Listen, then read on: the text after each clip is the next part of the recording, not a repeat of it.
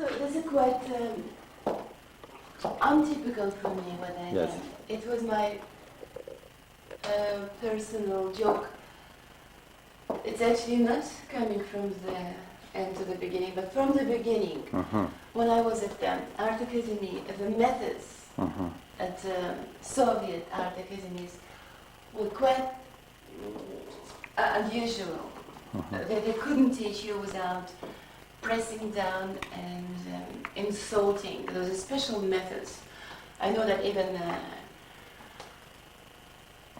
some Sufi schools using those methods to make students stronger, but I don't think that Soviet professors were that sophisticated. At the time anyway, social realism was kind of a mixture of Roman and the Dream Reich approach to art. That's what it represents, the realism and the perversity of functionaries. So it teaches lots of anatomy. And the anatomy is still, could be approached in many different ways. So those paintings suddenly came to me as the memories of my studies and the methods of my teachers that once, like professor could come and just put a strich, they just cross you almost finished painting with red cadmium, which is practically unremovable that any other country could solve at this stage, and leaves you in a frustration and almost like an inner cry, but you're not allowed, you got to practically do your work again. And when this came to my mind, it like shakes me. And then when I did these figures, in a confrontation of, it's a white sound, almost beauty and ugliness as a one. It's like you cannot separate the ugliness and the beauty as memories, what it's meant to the body. And then I want to cross this with the red to scratch off my mind. And then my hand stops and I put the red line behind and I give them a common wink. So I make practically a peace with myself. Those paintings, it's still representing a transformation where the physicality is dominating over spiritual. But that... What does it represent to you?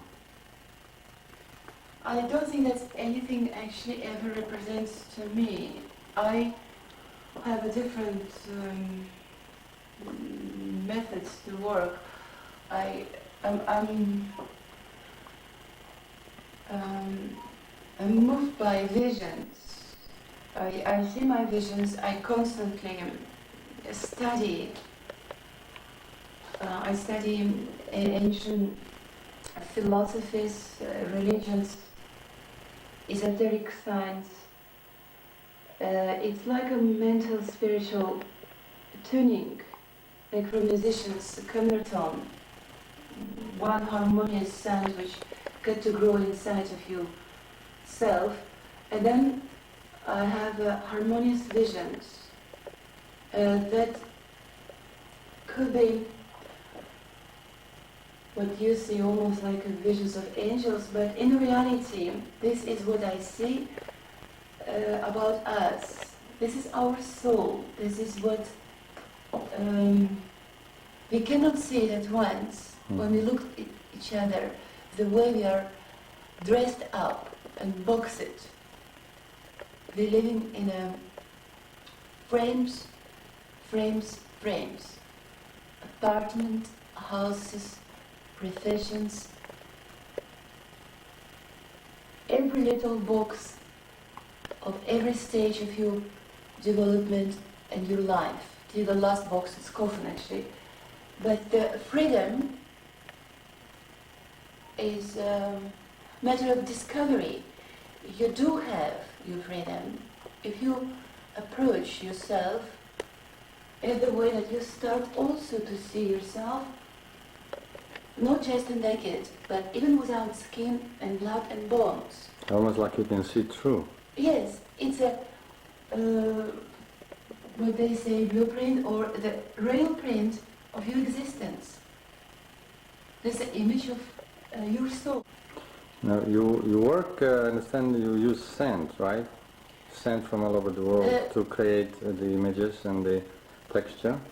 This is the most, I think, unusual part about my art.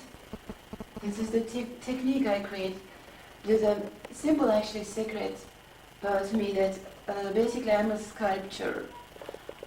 I start to do wood carvings when I was very young. And one of my first teachers, I could say, has been Sergei Konenko, who spent 30 years in the United States, a great sculptor who at the end of his life came back to Russia and died in Moscow at age 92. So I was lucky to meet this man when he was 89 years old and spent a couple of years with him. But he gives me a feeling, a touch of wood. And I was doing sculpture till about age 19, 20, then I fully moved into the paintings. And then in the paintings I start to miss dimensions. And then about 15 years ago I start to desperately look for the possibilities to discover a complete, fully dimensions. It's almost become like a glyptic, like a bas-relief, all type of reliefs on a hardboard. I work only on the hardboards, and it's also a little bit connected to the technique of Renaissance, Quattrocento, and the icons, where the image first is engraved and then the preparation is very important. Sometimes I get to work weeks on a preparation before I put my image. Yes. The images are almost real. The real and the imaginary at the same time. Because since I was a student, people just start to notice that I never put shadows. If I would show you some of my early oil paintings, it first comes that I don't have a shadow. Yes. So then I realized that I just don't feel anything negative because my life was full of dramatic negative experience. But in my work is only light, happiness, and like immortality almost. yes, yes, untouchable beauty.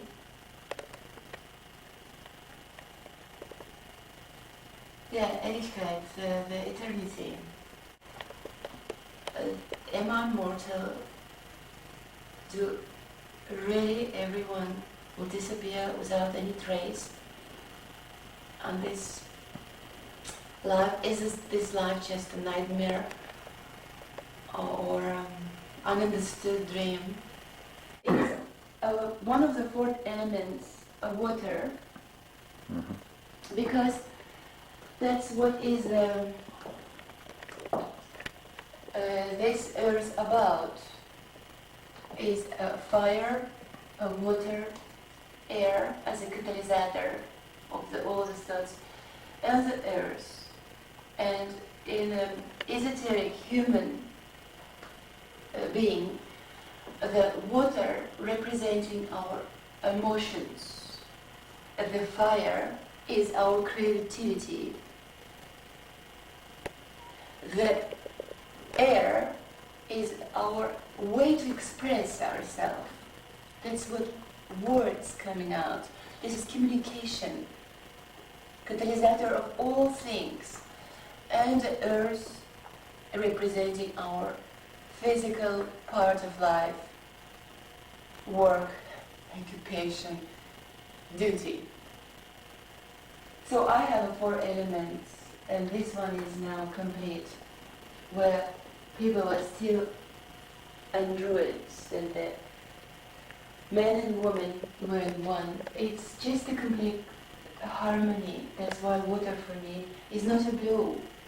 Mm-hmm. It's a gently white. Is there like a... Once again, the seashells, the little stones. It's like creation. Yeah, and the sand. I started to include sand in the paintings because I discovered that a nature speaks its own language. As art cannot be put in words. I try my best to do what I can do to talk, but in reality, it's not possible to put what is in water.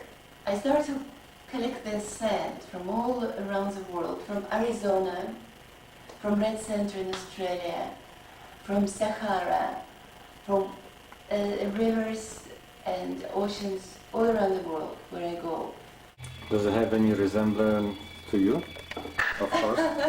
I don't know, because actually my son once tells me, Mama, he got you fake. It looks like you are still doing sculptures, except on a surface. So you never got away from it. That's maybe destiny. I heard that you work sometimes several days without sleep. Without food, actually. Without food, yes. When I lose sleep, it's dangerous because then I accumulate too much light, because sometimes I close my eyes and I see radiant burning light. I try to keep my eyes open not to see this light. When I feel ununderstood inside of myself, I just call one image of someone I love and I talk. I have beautiful conversations with Rembrandt sometimes. I spend lots of evenings with Leonardo da Vinci. Yes, you're proud of you.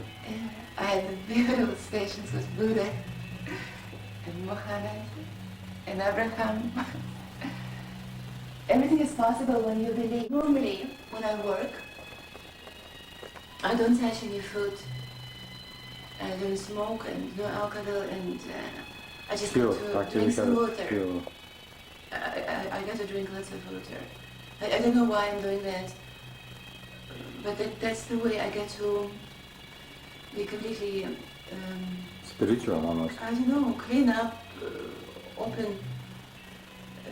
When I can work in my body, but being out of my body. Normally I work always with the models, not that I get to always remember anatomy, but it's got to be in front of me to feel the light vibration. My favorite color is actually white. Once in Canada, I had exhibition of self-portraits, and it was incredible success. The replies were unbelievable. And they asked me, why you paint so much yourself?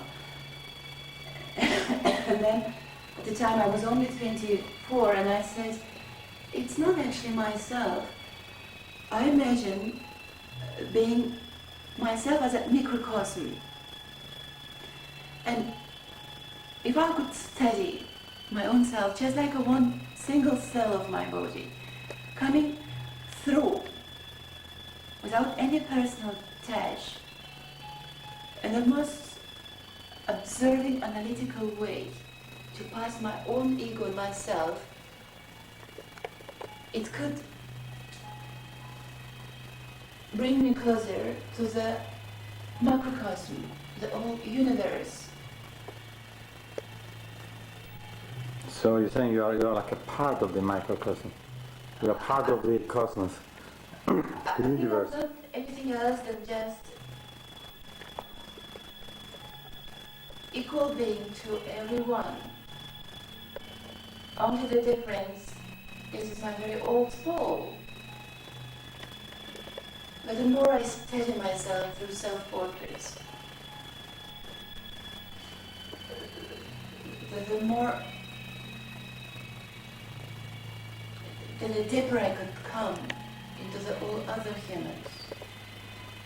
I think every single artist should make a self-portrait. White is endless subtlety. Exactly. You have everything in white. I love white.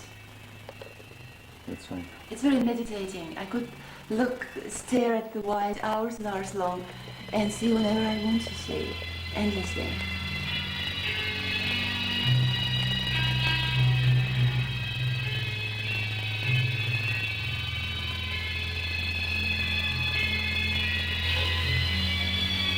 If you could see it, my paintings are lifting up. They're coming up. Yes, I wanted to say it. You look in. They're not on the ground. Right. They almost suspended. Yes. Suspended in the air. Elevated. Elevated. Always, Correct. and always moving Upward. upward. Because my exhibition was in a very religious place. What could be more religious than a private gallery of Vatican? And the director of the gallery was a Padre Cipione, a Franciscan monk, and somebody just wanted to make a joke and pull his legs and said, "Oh, Padre Cipione, how could you tolerate that all you, the whole exhibition are nudes?" And Padre Cipione, a beautiful being, actually, this brown caput, and moved the hands like this and said, "It's Coma Capella Sixtina." It's like a 16th chapel, what's new about it? My paintings are just like icons of the future. For me, spiritual sense got no meaning of religion. I hope all religions looking for spirituality. But common sense are not believers with the rules, but the sense of God, absolute. That's what we are trying to reach and to be in touch with. The spirituality basically is the motor, the essence of our existence. Even when I was young, I was thinking, how come people think that what I am is that what I am? We are composed of 93% of water, for 75 kilos of human body. There are 3.5 kilos of minerals and 1.5 kilos of salts. When the person died and cremated, what comes out? Ashes and burned salt. And that's what you can just hold in your hand and look at it and say, is that what all was about, that what all desires, think, create, suffer, love, hate, is all those ashes. Where was I? And then you feel that you're someone else. And that what came to me, that I'm more than anything, a soul, invisible entity, which it lives inside. I've got to make a best out of body. And creativity for me is an ultimate gift of God. I think the best has been created here, it's the body, the temple of the soul. But the best you could call to help you for understanding and creativity, that's your soul. I think each time when you're someone in between the past and the future. And what I've been told by clairvoyants, that I came from the future, which is by the theory of the golden cat, is it possible. Spiritually, it is possible that I came from the future. And I'm gladly working hard to take out of my system those images. So you would be correct if I say that you believe in reincarnation? Yes. Yes. So our lives will come back again and again. It's not lies, it's units of energy. There is a center somewhere where you come from, and at the end you're uniting into. That's why the purification of your personal karma, your personal energy, is almost obligations or duty. That's what the ancient Greeks called idos, the sense of duty.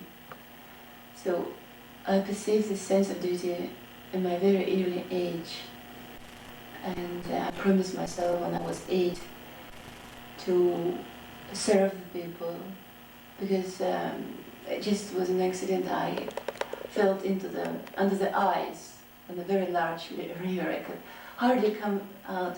When I managed to actually save myself out of images of how to put apples on ice and very funny things. I have seen posters somewhere like that.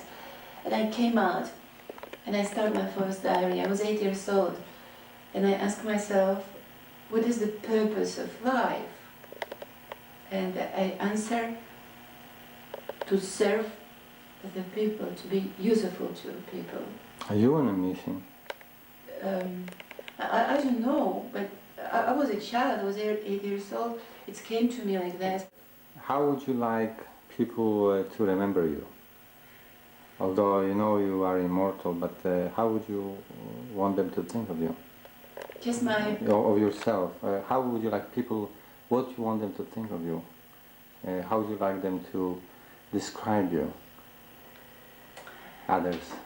When I was a child, I always imagined I have big blue eyes. I want always to have transparent eyes, deep as the sky. But of course, people would not remember me for my big blue eyes. But they will remember you for your work. I think they will remember me for a very good intention. I basically love people the way I can love them. Sometimes I think I feel sorry more than I love. Because love on this earth is very cruel, very possessive. Happiness is always what's happening now. It's the moment of personal satisfaction. And for that people do crimes, could kill and could abandon their immortal soul. My happiness is unachievable harmony, a balance. If I could share it, this sense of absolute beauty, I mean the way that it's very fragile.